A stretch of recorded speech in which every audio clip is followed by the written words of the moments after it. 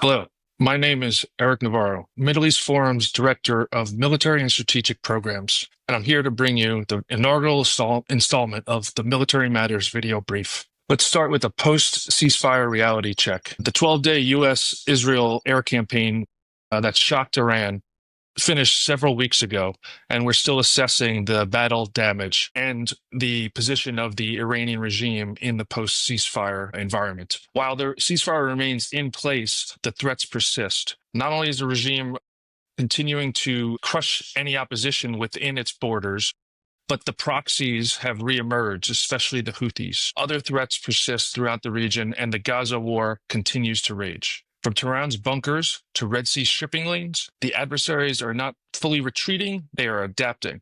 So the key takeaway here is while the strikes, especially the U.S. strike on the nuclear facilities in Fordow and others, established or reestablished U.S. deterrence in the region, deterrence isn't simply declared, it has to be maintained every single day. So our actions must continue throughout in order to maintain this positive post-12-day war situation. The first of the focus areas that I wanted really to dive in on is the Houthi return to violence. I've been writing extensively about this in the Middle East Forum Observer. Recently, the Houthis attacked two vessels, the Magic Seas and Eternity Sea, and sunk them in the Red Sea. They killed crew members. Several crew members were still missing, and others were taken hostage. On top of that, they launched another ballistic missile towards Israel's Ben Gurion airport, although thankfully it was intercepted. Now, this comes after a costly U.S. bombing campaign.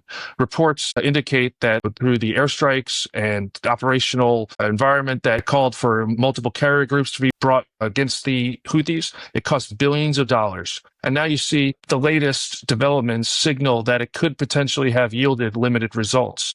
Airstrikes can take out key nodes of the Houthis, but it can't fully eliminate them. So the implication here, the first one, is that the Houthis are not a spent force.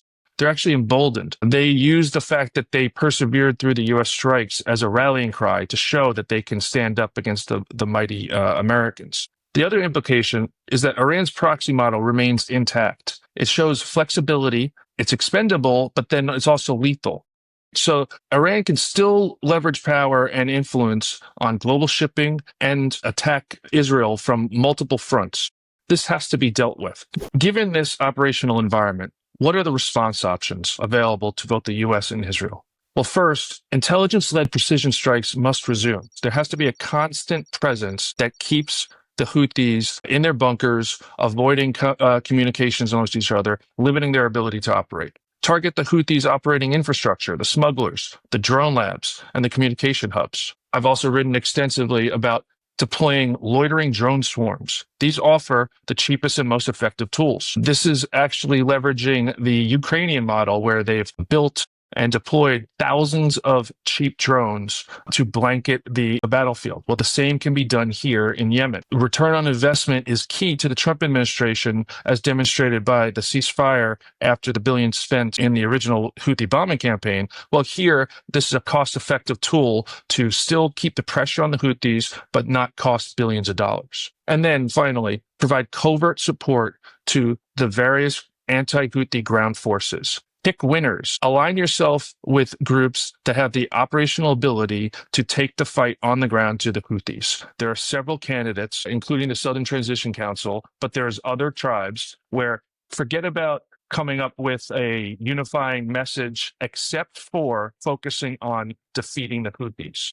That should be the primary near-term goal that everyone can rally around. Now we turn to the other important story when it comes to military matters in the Middle East, Israel's Gaza plan. Israel's Security Cabinet approved a plan to occupy Gaza City.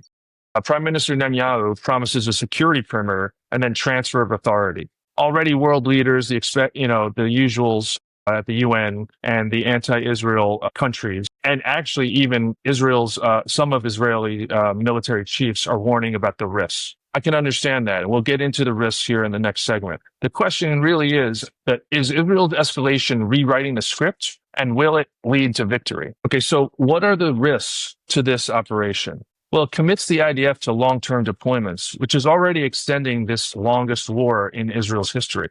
The force may be spent. You also have called up a lot of reservists to deploy to Gaza, right? This presents countless dangers to soldiers and non-combatants in that environment. The urban environment that's been destroyed by 2 years of nonstop war. It's very dangerous to conduct operations there. It also helps feed anti-Israel narratives in the Western media. You're already seeing that across the board.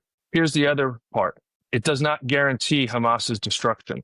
That should be the ultimate strategic goal of any operation in Gaza. If measures do not guarantee that or cannot put that at a high percentage, then they should consider alternative objectives or alternative courses of action.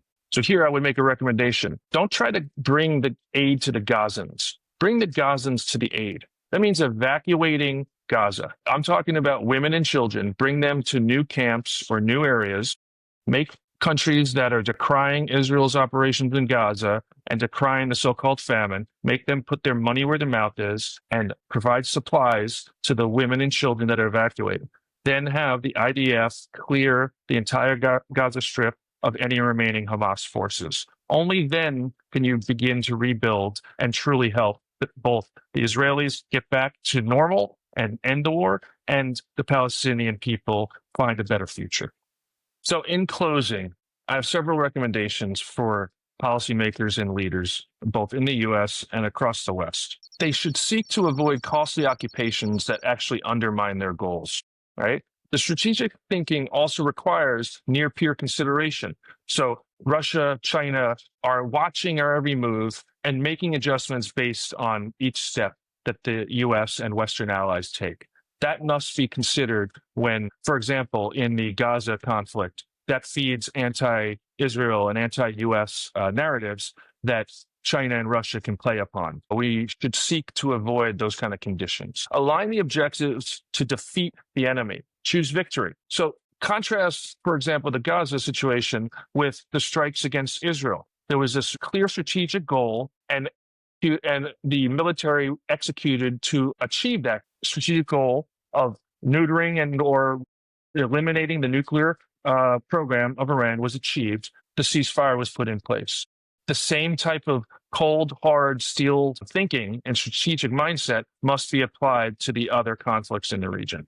Dismantle Iran's proxies once and for all, right? Maintain deterrence overall and extend the security frameworks. Right? Seek to leverage coercive diplomacy or economic investment, as President Trump's first Middle East tour sought to do. Establish new security frameworks, extend the Abraham Accords to 2.0 to include other nations. Keep the pressure on the Iranian proxies, the Iranian regime, and our near-peer adversaries. Finally, always remember the Middle East remains the proving ground for Western resolve. At the heart of all of this is, does the West have the will to see these things through? That is the open question. With that, I want to thank you for your time. Until the next installment of Middle East Forums, Military Matters.